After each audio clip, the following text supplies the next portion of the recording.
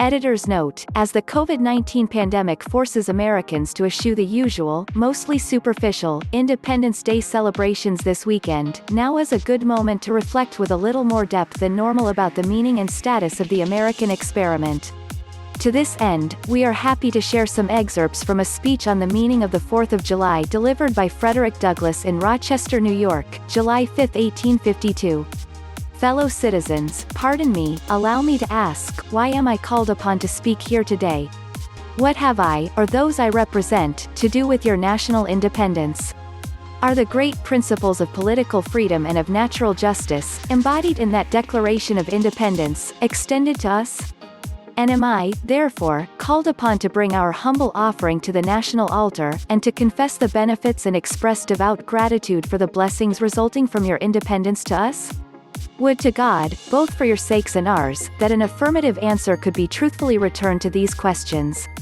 Then would my task be light, and my burden easy and delightful. But, such is not the state of the case. I say it with a sad sense of the disparity between us. I am not included within the pale of this glorious anniversary. Your high independence only reveals the immeasurable distance between us. The blessings in which you, this day, rejoice, are not enjoyed in common.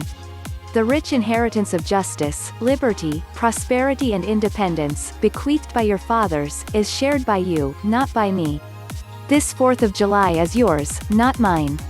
My subject, then fellow citizens, is American slavery. I shall see, this day, and its popular characteristics, from the slave's point of view.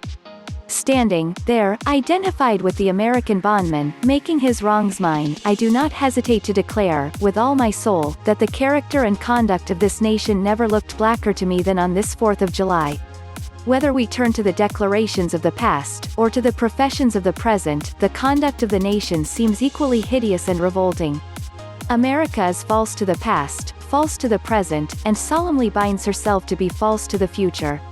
Standing with God and the crushed and bleeding slave on this occasion, I will, in the name of humanity which is outraged, in the name of liberty which is fettered, in the name of the Constitution and the Bible, which are disregarded and trampled upon, dare to call in question and to denounce, with all the emphasis I can command, everything that serves to perpetuate slavery, the great sin and shame of America. I will not equivocate, I will not excuse, I will use the severest language I can command, and yet not one word shall escape me that any man, whose judgment is not blinded by prejudice, or who is not at heart a slaveholder, shall not confess to be right and just.